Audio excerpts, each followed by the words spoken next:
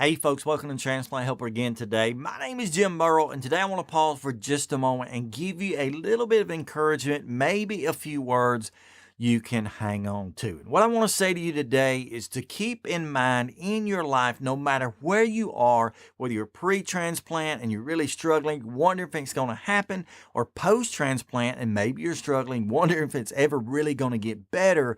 At the end of every rope, there's always hope. Okay?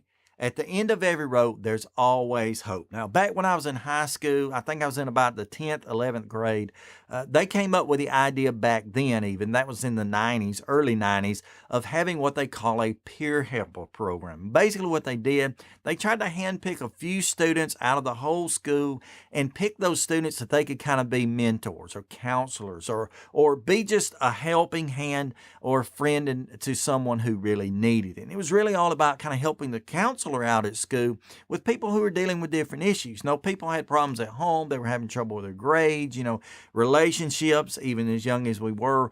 Just different things arise sometimes that were kind of getting students discouraged and causing them problems and causing them to struggle in more areas in life than just the initial issue. And so they came up with a peer helper program where they handpicked a few students and said, okay, you're going to be the one that you're assigned to so-and-so. Or maybe it was the other way around. They assigned students to the peer helper. And I happen to be one of those people. Now, I'm not exactly sure why I was chosen. As a matter of fact, I was like any other kid. I had problems too, had issues. As a matter of fact, I had health problems at the time. I'd been a congenital heart patient growing up and had always kind of struggled to fit in because I couldn't physically do necessarily what everybody else did. But nonetheless, I was chosen to be one of about a dozen or so peer helpers. And one of the things I remember us having to do during that period was we had to spend all day, maybe up in the library, listening to several different motivational speakers, several different people who were giving us advice, counsel type advice, as to not only how to think and have our own mindset, but to be able to share that with others. And one of the things I remember to today is the phrase I just used a minute ago: at the end of every rope, there's always hope. Okay? Please do not give up hope. Please do not lose sight. No matter what's going on in your life, please do not lose sight of what hope is all about. Hope, really defined, is a word that means desire with expectation. Okay? There are a lot of things in life that you want, that you desire, that you wish would happen,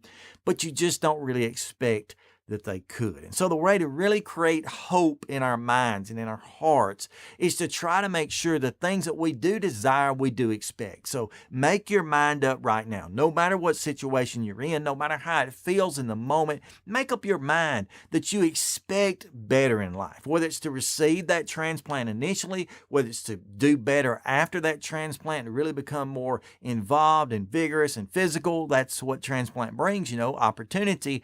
But just expect it to happen. Don't ever allow yourselves to get the idea, and I know it's easy to do, but don't allow yourself to get the idea in your own heart and mind that something's not possible, because anything is possible. We just have to keep hope in mind and always be reaching, striving, grabbing at hope, and understand at the end of your rope, there's always hope. I hope this has helped you out in some way today. If it has, go ahead and give me a big thumbs up. Share it out with someone. They don't have to be a transplant patient, but someone who may, gain some encouragement from it, and comment below. Let me know how this may have affected you and how you plan to affect others. Thank you so much. Until next time, stay stronger, friends.